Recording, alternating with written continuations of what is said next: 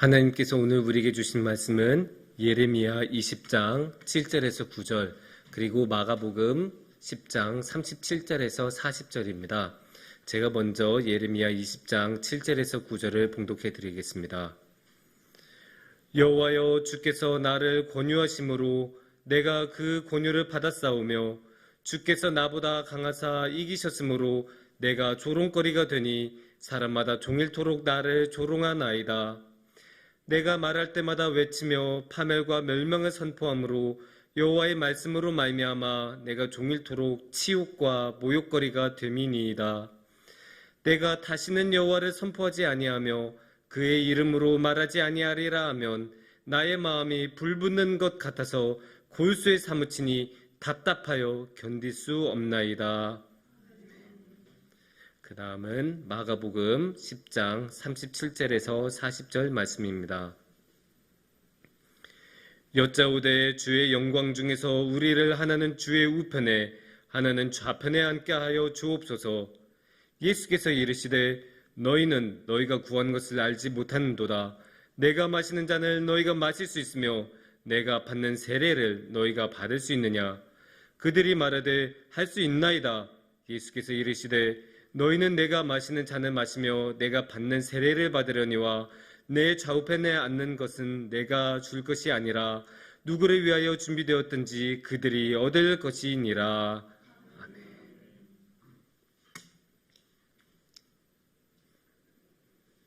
성도님들, 요즘 어떠십니까? 너무 덥지 않으십니까? 전 너무 덥습니다. 덥기도 더운데 습하기도 엄청 습하죠? 이게 태풍이 와서 이 더위가 이제 한풀 좀 꺾이나 싶었는데 전혀 안 꺾인 것 같고 여전히 덥고 여전히 습해서 이제 밖에 한 30초만 있어도 땀이 나기 시작한 것 같아요. 이렇게 더운 날에 작업을 하던 군인들이 있습니다. 외부에서. 뭐 군인들이야 하고 싶어서 하겠습니까? 위에서 하라고 하면 하죠. 그래서 열심히 삽도 들고 곡괭이도 들고 열심히 이렇게 하니까 얼마나 힘들겠어요. 이런 날씨에 하라니까 막 땀도 엄청 나오고 지치고 막 그런데 그래도 이들에게 기쁜 소식 하나가 들려옵니다.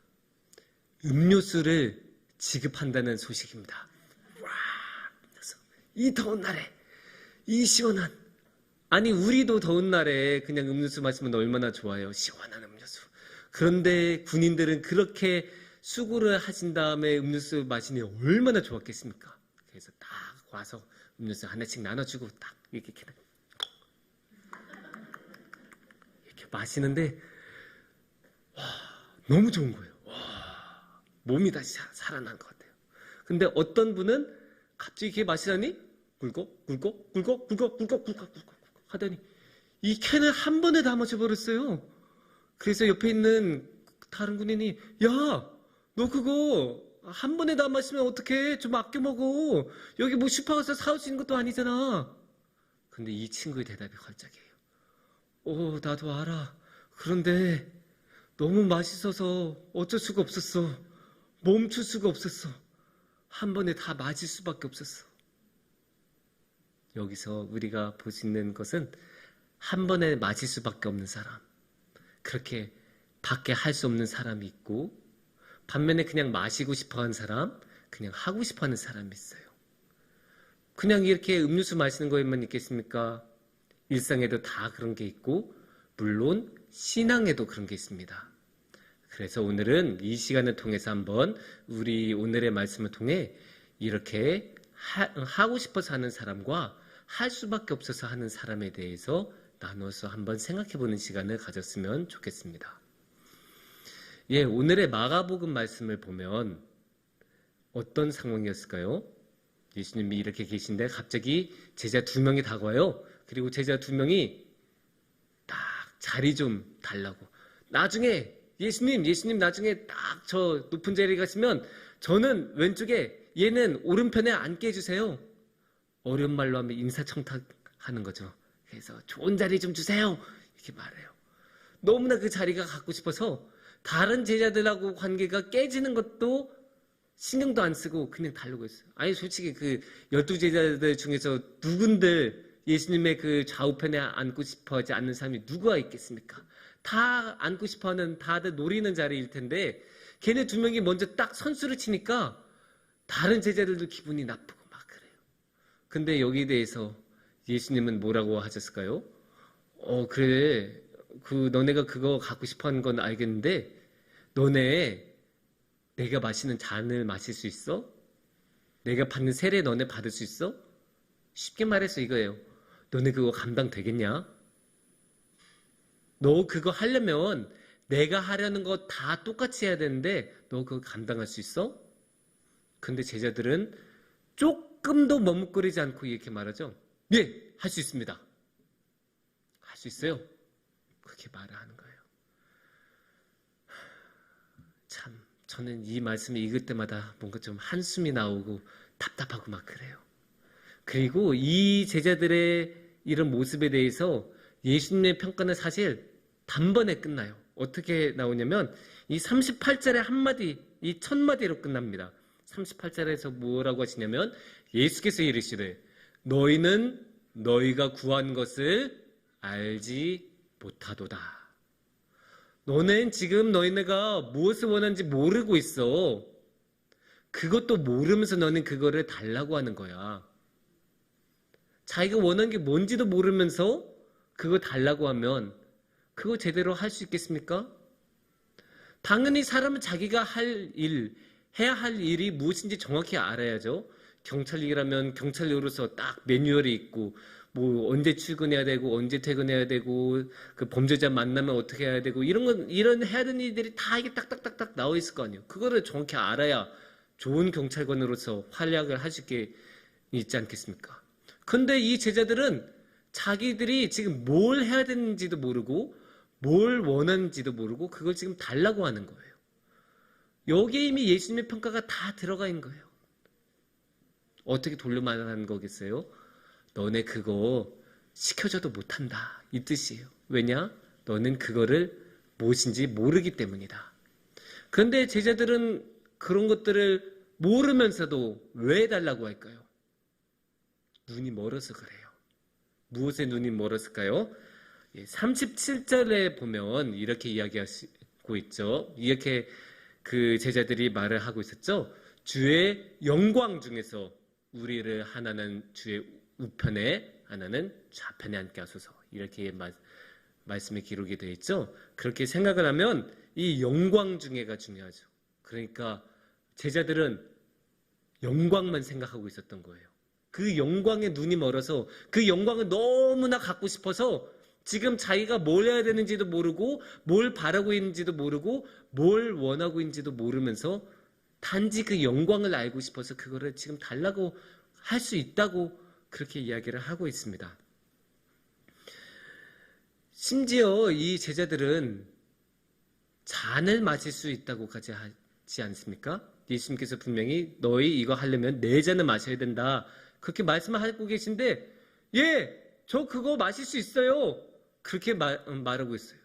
저는 이 말씀을 볼 때마다 진짜 기가 막혀요. 아니 그 잔이 지금 어떤 잔인데 그 잔이 그냥 지금 이런 그냥 물이 아니잖아요. 정말로 주님께서 그 고난 가운데 겪으시는 그 진노의 잔인데 그 모욕과 치욕과 온갖 수치와 고통이 담겨있는 그 진노의 잔인데 그거를 자기들이 너끈해낼 수 있다고 하니까 저는 이 말씀을 읽을 때마다 솔직히 기가 막힙니다. 누가 감히 주님의 잔을 마실 수 있겠으며 누가 감히 주님의 십자가를 질 수 있겠습니까? 그런데도 이 제자들은 너무나 간단하게 다음에 무슨 일이 펼쳐질지 생각하지도 않고 할 수 있습니다. 이렇게 말하고 있습니다. 그런데 참 재밌는 거는 요즘에는 이런 사람들이 각광을 받아요. 이런 사람들이 기회를 얻고 이런 사람들이 주목을 받아요. 사실 시키는 사람들 입장에서는 그래요. 딱 먼저 손들고 제가 하겠습니다. 이런 사람들이 눈에 먼저 들어오기 마련이고 그 사람을 먼저 시켜주고 싶어 하기 마련이에요. 왜냐? 자기가 자원하니까 하겠다고 하니까. 그래서 세상에서는 그런 사람들이 먼저 기회를 받고 그런 사람들이 그렇게 기회를 받고 일을 하다 보면 뭐 성공도 하고 실패도 하지만 사실 어려움을 겪는 경우가 더 많습니다. 왜냐면 자신의 역량을 생각하지도 않고 자신 앞에 놓여있는 이 일이 무엇인지도 잘 생각하지 않고 덜컥 일을 맡아버린 경우가 많기 때문입니다. 근데 이 사람들은 그렇게 실패했다고 해도 문제가 없어요. 왜냐면 나중에 이 실패담조차도 이렇게 강연 같은데 자신의 경험담으로 쓰면서 그렇게 강연을 하면서 다니거든요. 그래서 세상에서는 이런 태도가 문제가 안 될 수 있어요. 하지만 신앙에서는 문제가 됩니다. 신앙에서는 왜 문제가 될까요? 지금 여기서 할 수 있다라고 하고 싶다고 말하는 사람이 누구예요? 제자들. 나이기 때문이에요. 내가 하고 싶어요. 예수님, 제가 할 수 있어요. 제가 하고 싶어요. 여기는 중심이 누구예요? 하느님이에요? 아니에요. 나예요. 여기서 제자들은 예수님에 대해서는 조금도 생각하지 않고 있어요. 예수님이 앞으로 그 진노의 잔으로 어떠한 고통을 당하실지도 생각하지 않고 그 진노의 잔이 얼마나 어마어마한 주님의 고통을 나타낸지 생각하지도 않고 그저 내가 하고 싶다라는 것만 강조하고 내가 해낼 수 있다라는 것만 드러내고 있어요. 하나님께서 원하신 대로 해야 우리의 인생이 술술 풀리고 순리대로 가는 건데 하나님의 뜻은 생각하지 않고 내가 원하는 대로만 하겠다고 말하는 이런 삶의 태도가 좋은 결과를 만들어내기는 매우 매우 어렵습니다. 그렇기 때문에 내가 할 수 있다라는 태도는 내가 하고 싶다라고 나서는 태도는 신앙적으로 문제가 있다고 볼 수 있습니다. 그렇다면 이 자리에서 우리 앞서 말한 또 다른 태도를 한번 보겠습니다. 할 수밖에 없어서 하는 태도. 이 태도는 오늘의 예레미야의 말씀에서 아주 잘 나타나고 있습니다. 오늘 그 예레미야 말씀의 주인공인 예레미야는 어떤 사람이죠? 예언자이죠. 예언자는 어떤 사람입니까? 하나님의 말씀을 선포하고 주님의 뜻이 이루어지도록 주님의 말씀을 선포한 사람이 예언자입니다. 그런데 이 예언자인 예레미야는 지금 어떤 이야기를 하고 있는지 볼까요? 7절을 보면 아주 특이한 말이 나옵니다. 여호와여 주께서 나를 권유하심으로 내가 권유를 받았사오며 이렇게 이야기를 하고 있어요. 이게 굉장히 점잖하게 번역이 돼서 우리가 사실 이 말씀에 들어가 있는 어감을 잘 이해하기는 어려워요. 근데 이 권유라는 말이 원래는 어떤 뜻이냐면 꿰어내는 거예요. 꿰어내고 꼬시고 꿰어내서 원래는 그렇게 할 생각이 없었던 이 순진한 예레미야를 이렇게 자기 마음대로 이렇게 딱딱딱 끌고 와서 하게끔 만들었다라는 뜻이에요. 언뜻 듣기만 해도 안 좋은 어감 아닙니까?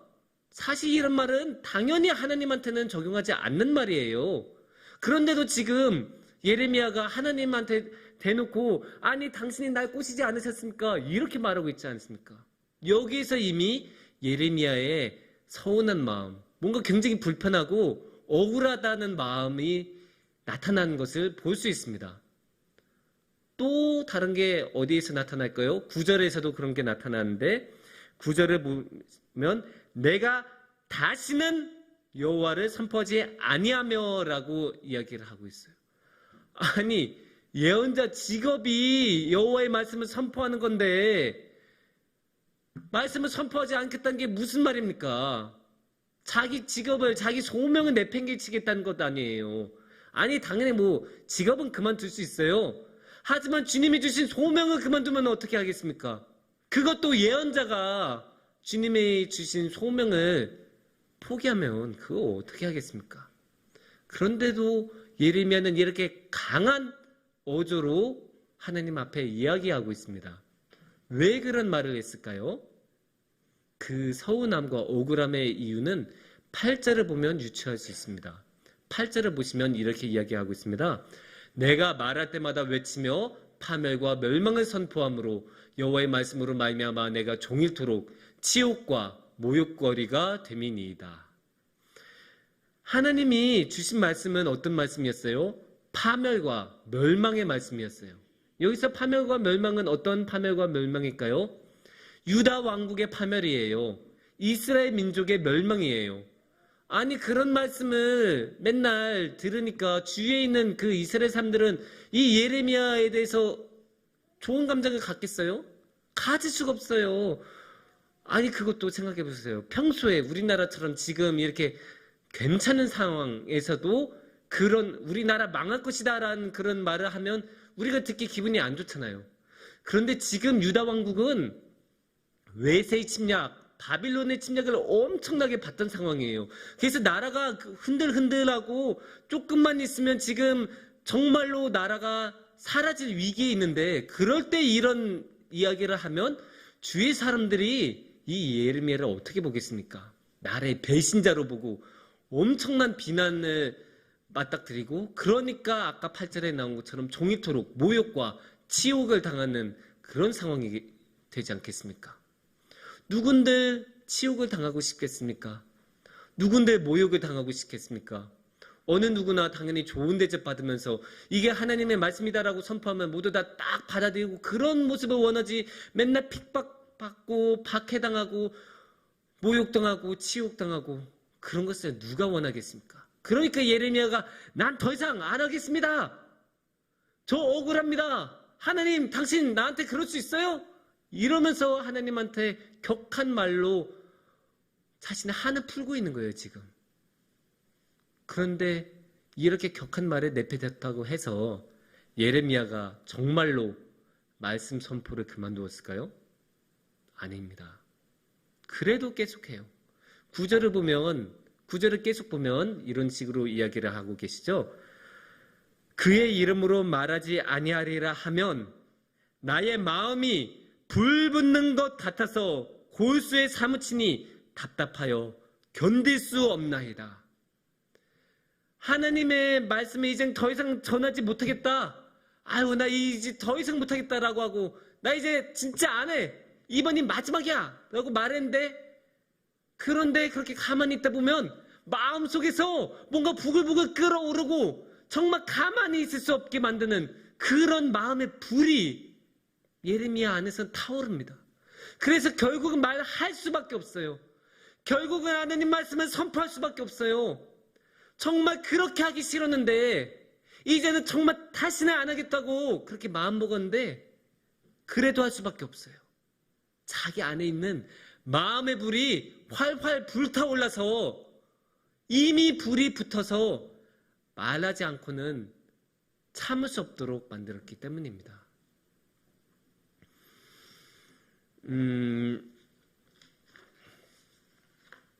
이렇게 예레미야의 모습을 보면 정말로 이 할 수밖에 없어서 하는 사람의 모습이 잘 나타나지 않습니까? 정말로 이제는 하기 싫었는데 너무 고생해서 너무 핍박당하고 너무 많은 상처를 받아서 이제는 그만두고 싶었는데 그만두려고 하니 막상 더 이상 말씀을 선포를 안 하려고 하다 보니 마음 안에 불이 타올라서 결국 할 수밖에 없는 사람의 모습을 봅니다. 이렇게 할 수밖에 없어서 하는 사람의 모습은 보기에 좀 답답할 수 있어요. 왜냐면 하겠다고 하고 싶다고 하는 사람은 딱 시원하게 먼저 손들고 제가 하고 싶습니다 하고 앞으로 나서고 모든 것을 주도하고 알아서 해내지 않습니까? 하지만 이 예레미야 같은 사람처럼 할 수밖에 없어서 하는 사람은 의욕도 별로 안 보이고 어떻게든 안 하려고 뒤로 빼고 최대한 피하고 그래서 이 일이 시작하려면 한참 걸리는 그런 모습도 봅니다. 요나 보십시오. 요나가 하나님이 너 니느웨 가서 말씀 전하라 라고 하셨을 때 어떻게 했어요? 저 완전 배 타고 도망가고 반대쪽으로 도망가지 않습니까? 그러다가 결국은 할 수밖에 없어서 돌아오는, 그러니까 이게 얼마나 돌고 돌아서 얼마나 오래 걸려요. 그러니 보면 답답할 수밖에 없어요. 하지만 이 할 수밖에 없어서 하는 사람은 다릅니다. 이 할 수밖에 없어서 하는 사람은 믿을 수 있습니다. 왜냐면 하고 싶어서 하는 사람은 자기가 하고 싶어서 하는 거잖아요. 하나님이 원해서 일하기보다 자기가 원해서 하는 사람인데 이런 사람들의 특징이 뭔 줄 아십니까? 더 이상 자기가 하고 싶어지지 않으면 그만둬 버려요. 이게 무슨 뜻입니까? 일이 갑자기 힘들어지면, 고비를 맞닥뜨리면, 어려움과 고난을 마주치면 다 놔버린다는 거죠. 그만둬요. 그 예가 어디에 잘 나타나 있습니까? 제자들 아닙니까?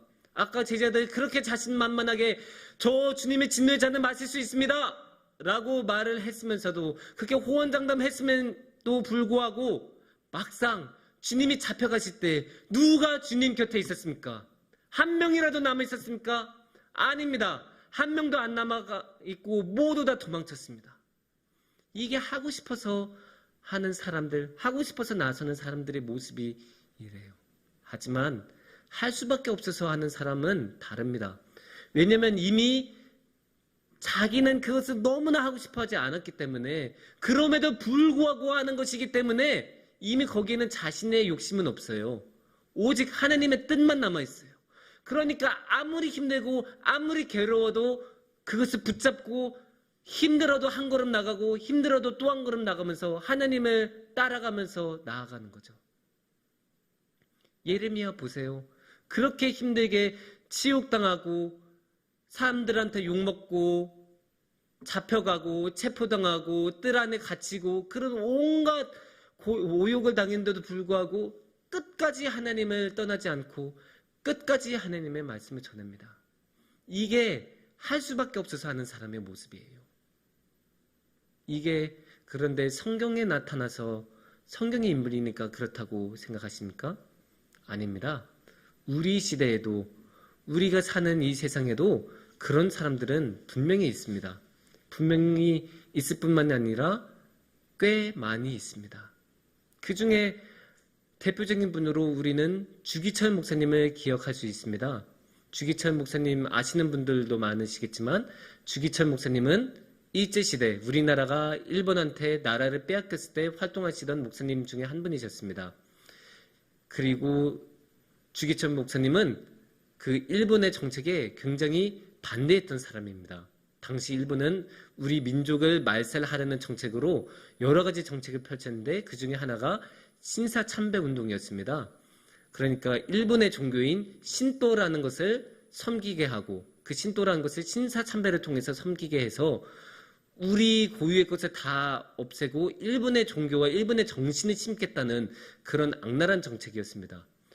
그런데 이 신사참배라는 것은 하나님을 섬기는 게 아니지 않습니까? 그러니까 누가 봐도 이거는 우상숭배이고 하나님께서 하지 말라는 일이란 건 누가 봐도 알 수 있었습니다. 그러니까 당연히 교회들은 그거 못하겠다고 하고 반대를 했습니다.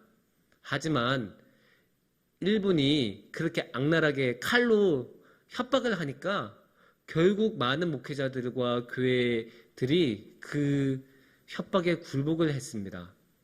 하지만 그런 협박에 굴하지 않고 끝까지 하나님에 대해서 신실했던 사람이 이 주기철 목사님입니다. 이 주기철 목사님은 온갖 어려움에도 불구하고 신사참배를 반대했습니다.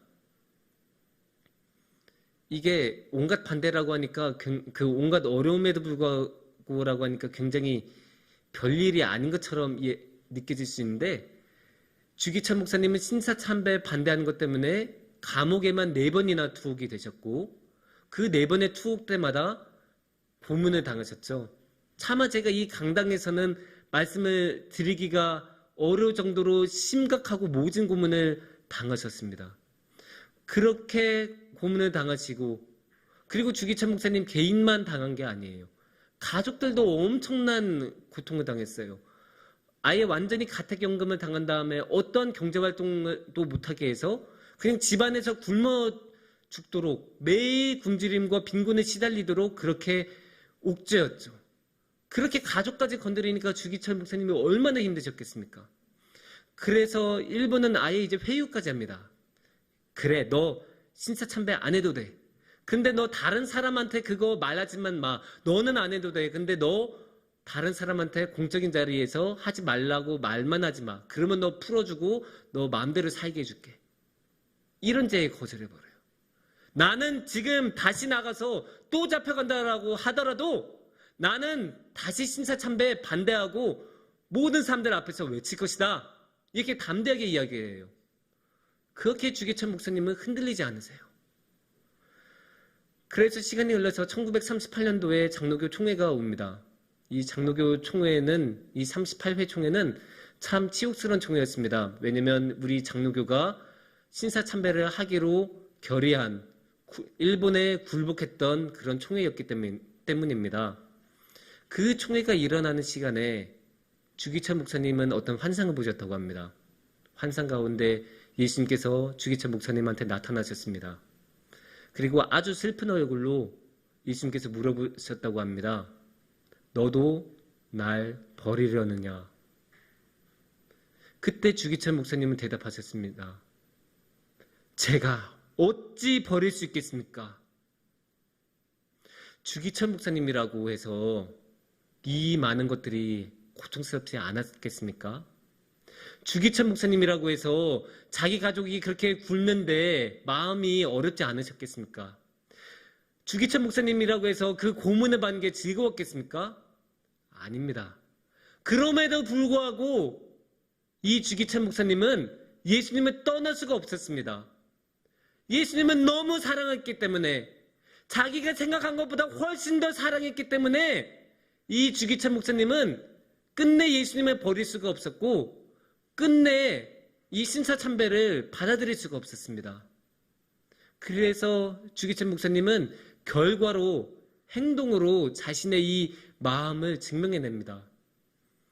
일본의 입장에서도 아무리 악랄했어도 그 죄수가 감옥 속에서 생을 마감하는 것에 대해서는 여론의 부담을 느꼈습니다. 그래서 모진 고문과 투옥 생활 때문에 주기철 목사님의 그 몸이 너무 허약해지니까 그냥 석방시켜주려고 했어요. 그냥 석방시켜서 그냥 자택에서 삶을 마감하도록 그렇게 만들려고 했는데 주기철 목사님은 그것마저도 거절하십니다. 자신의 자리는, 자신의 남은 고난을 채우는 자리는 여기겠구나 생각하고 기꺼이 순교를 받아들이시고 그러한 어쩔 수 없이 그렇게 할 수밖에 없는 그 선택을 주기철 목사님은 내리셨습니다. 사랑하는 성북중앙교회 여러분, 하나님을 따르는 게 우리가 참 쉽지 않고 어려울 때도 많습니다. 우리가 신앙 때문에 많은 오해를 받기도 하고 신앙 때문에 많은 어려움이 있기도 하고 믿지 않았더라면 겪지 않을 만한 어려움도 우리는 많이 겪습니다. 그럴 때마다 우리 주님을 한 번 더 생각하고 주님을 한 번 더 기억했으면 좋겠습니다. 그렇게 하다 보면 우리 마음에도 조그만한 마음의 불꽃이 보일 수 있을 겁니다. 그리고 우리 안에도 주님을 향한 사랑이 보일 것입니다. 그래서 우리 안에도 그렇게 할 수밖에 없어서 하는, 주님을 사랑할 수밖에 없어서 사랑하는 그런 삶을 선택할 수 있을 것입니다. 그런 삶을 통해 주님의 사랑이 여러분 안에 충만하기를 축원합니다. 기도하겠습니다.